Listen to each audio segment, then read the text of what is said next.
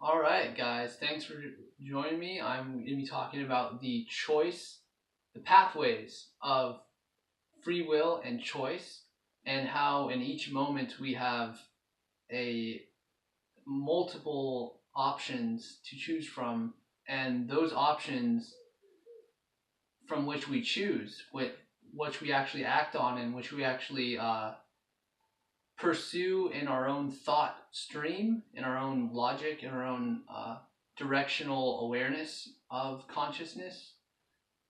That which we choose, which option we choose in each moment, is going to set the base frequency or the middle ground or the baseline or the foundation for the next list of options to choose from. So I have a diagram here that hopefully will help kind of give you guys an example. So here in choice 1, we have a spectrum. There's most exciting and to least exciting. So if the first choice that comes to mind is the most exciting, and the last one, in any given moment, there could be 5 choices or 5 options for you to choose from, because the choice isn't made until you actually take that step and take the action or direct your consciousness in that stream of focus, or put your interest in a particular thought long enough for you to open up a whole new group or set of options. So in each moment we have, this is just an example, but in each moment we will have 5. And we have many more than that, but this is just for the sake of exercise. So the highest choice would be number 1, and the least exciting and the most depressing choice that we have is going to be coordinated with number 5 and number 4. Number 3 is kind of neutral, and number 2 is a good choice, but it's not the best, and number 1 is being the best choice. So in each moment we decide on what it is that we will choose. And if the first choice, for instance, is you want to go for a hike, that's your number 1, you're most excited to do that for the day, then that would be the most exciting choice. And then from there you will have another choice and a list of options, and that will, if you choose number 1, let's say for instance, and it goes to your next choice, it's going to influence the baseline or the neutral point of the new choice. So this choice number 1 is now going to be the foundation for number 3. So if we have another set of options to us, say for instance, the first choice was hiking, the second choice was lunch with a friend, the third choice was stay at home and read a book, the fourth choice was watch a movie, and the fifth choice was go back to sleep. So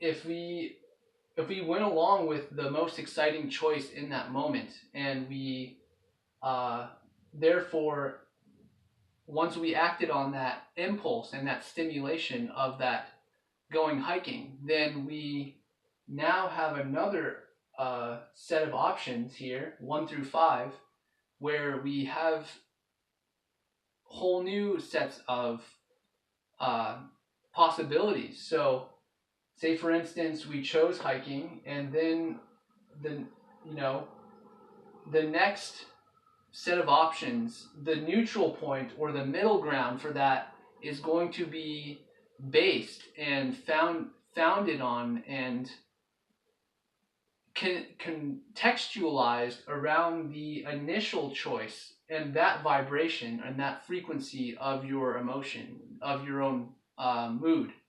So the mood that you chose to act on and that emotional stimulation that you chose when you went to go hiking, that is going to be the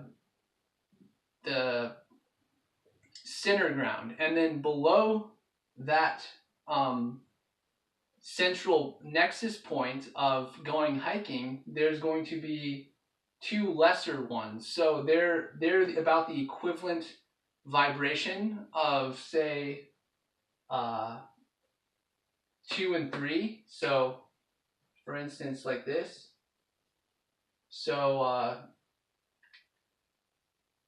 you see how you have another choice to go even higher, 2 and 1, and this even higher than going out and to go hike is going to be something much more freeing, much more liberating, much more defiant of logic, really, because in our colloquial terms and common understanding of logic and mindset, it's mostly fear-based. It's mostly lack based, like you don't have enough money, you don't have enough time, you don't have enough resources, you don't have enough,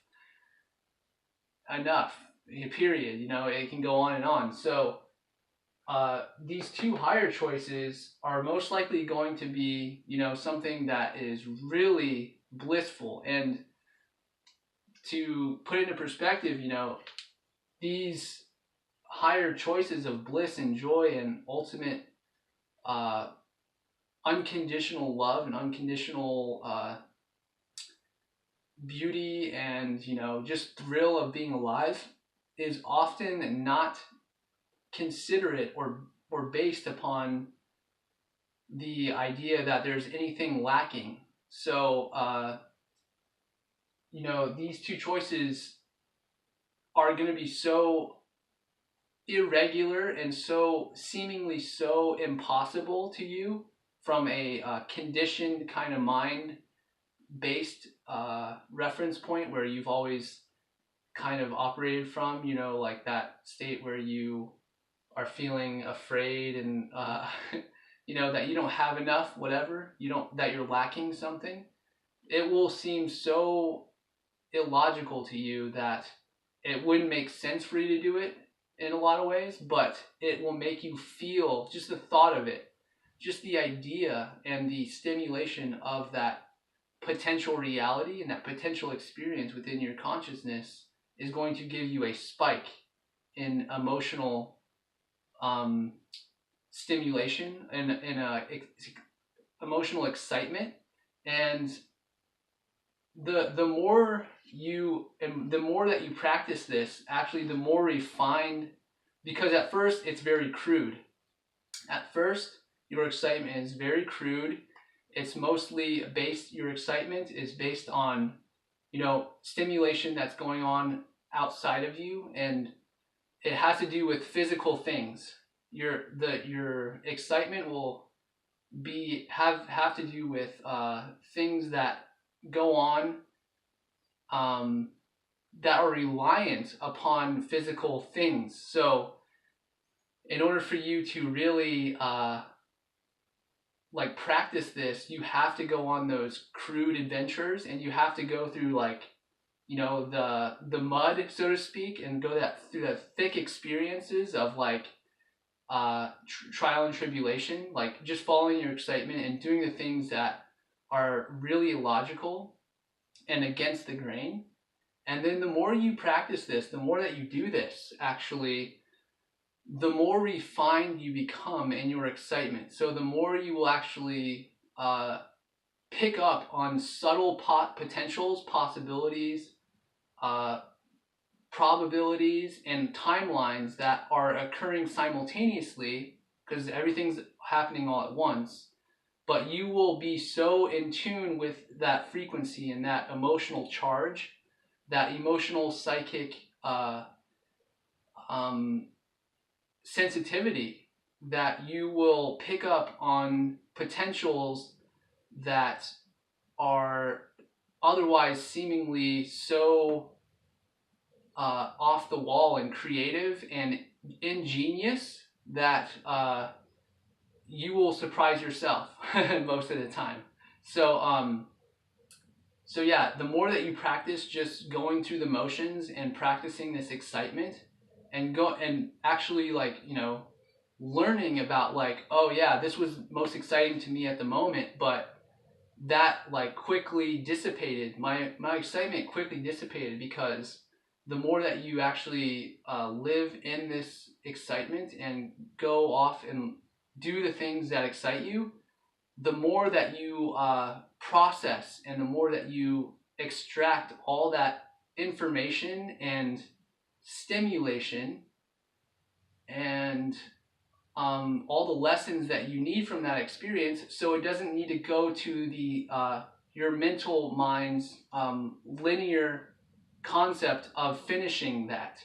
So say for instance that you want to start a new project, maybe a new painting, like you're a painter and you want to start a new painting and you're excited to start this painting and you get to a certain extent and it no longer excites you, and so you put it down and don't touch it for who knows how long. It could be years, could be months, could be days, but anyway, this is an example of how you are switching timelines and jumping possibilities and probability timelines, and that's exactly what I'm mapping out here is vortices and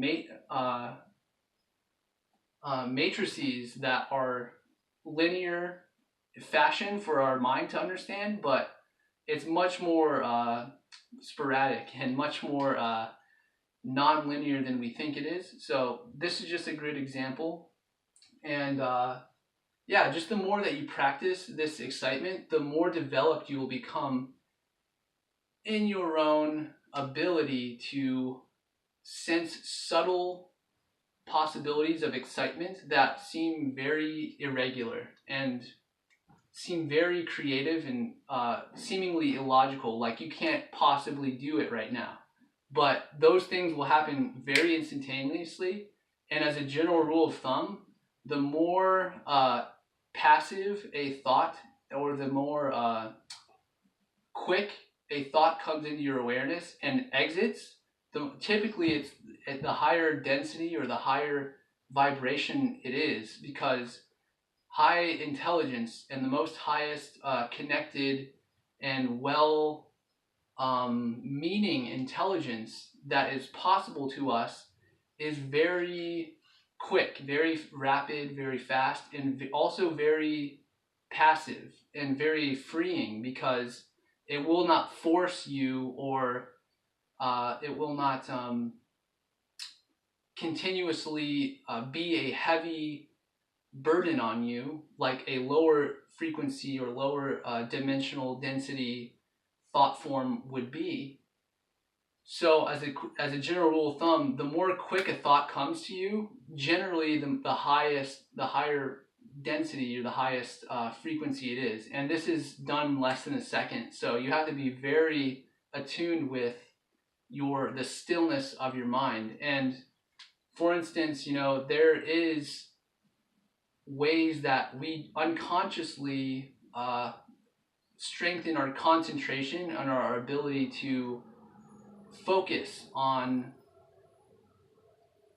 silencing our mind and silencing the evident mind, that the five senses, and go trans-dimensional or interdimensional in our awareness.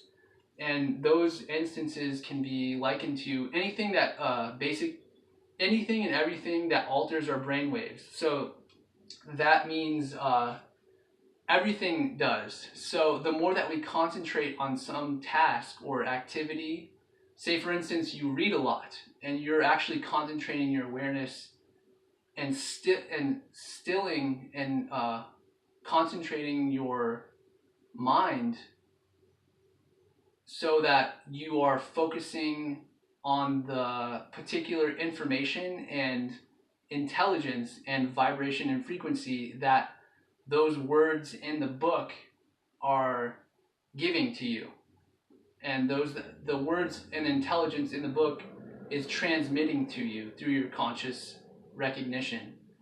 And the same goes for TV, or video games, that you are actually concentrating your awareness into that intelligence or message or frequency that TV show, movie, or video game is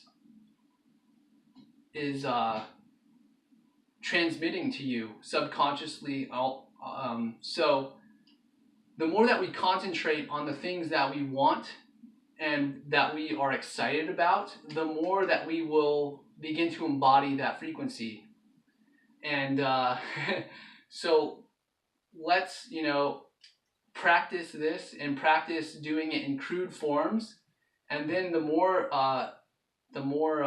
refined you get and the more practiced you become in following your excitement and going through the mistakes and going through the inefficiencies of your experience, you will find out that it is best to just go on those more subtler and more quicker options and possibilities of excitement, because the more longer you harp on a option or a choice, the lesser vibration it becomes, and the less quick you can jump a timeline, and less quick you can actually learn the lesson that timeline and that energy is trying to transmit to you.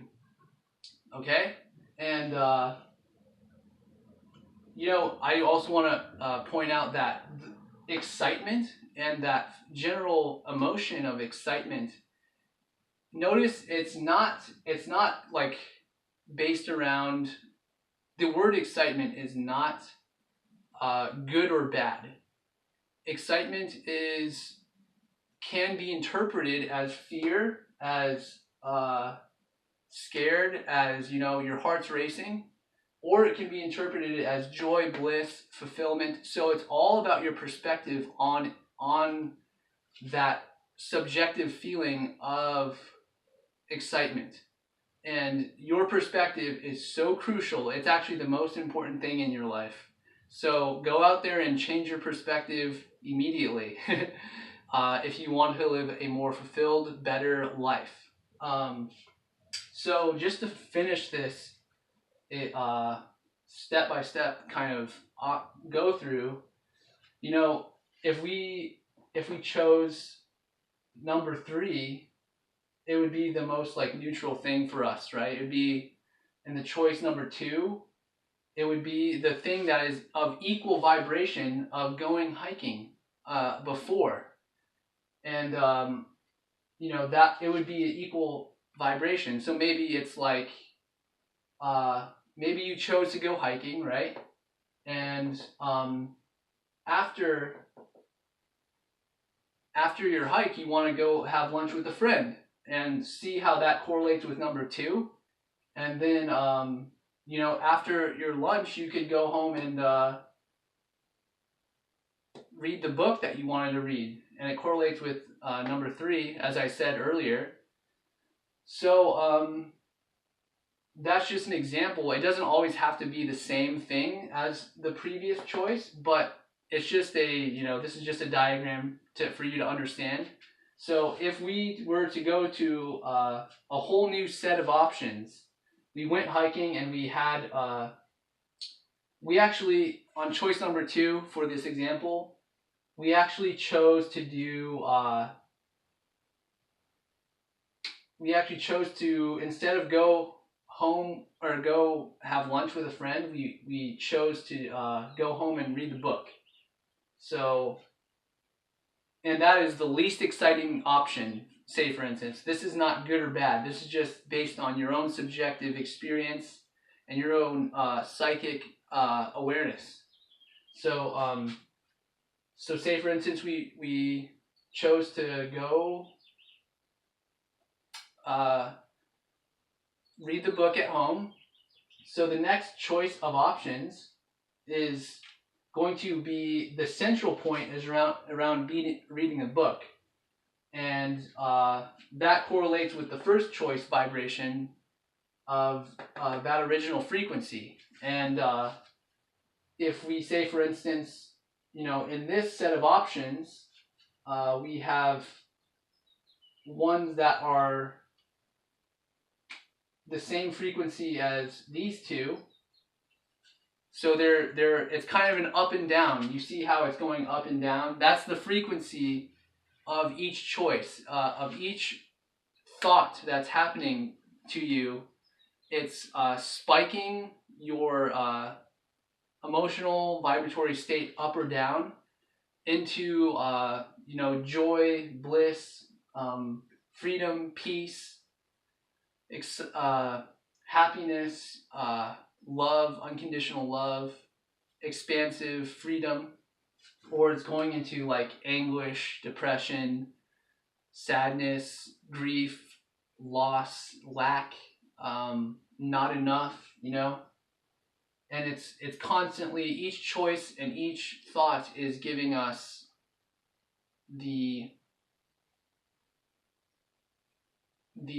regulatory frequency that we are always constantly operating from. So the more that we choose, say for instance, the more that we choose 3 in our lives, the neutral point, the more choices that we're going to have that are going to be representative of that frequency, of that neutral kind of like, oh, I don't really care what happens to me, but there is a higher possibility. That is a peaceful place to be. Like, I don't care what happens, and I don't have, whether it happens or it doesn't happen, I don't really care. That is a very helpful place to be, especially if you're coming from, lower frequencies and lower experiences. However, there's even more possibility there where there's a higher possibility for you to also care, but not be so entrenched or invested or interested in the outcome. So you care, and you will put your attention and what you can offer and your vibration and your awareness into what it is you care about, and then also while maintaining the integrity and the frequency of your highest joy and excitement. So it's a balance, and hopefully I can paint this picture in more detail throughout more future videos and past videos as well. So if you are interested, go check out more, and also check out Bentinho Massaro, which I got this concept from, and go check out his Trinfinity Academy if you are really interested in accelerating your growth. So thank you guys for watching, and check out my website. I offer many other services and coaching, light coaching, ascension coaching, awakening coaching, astrology readings. So I'll see you guys on the next one. Thanks so much.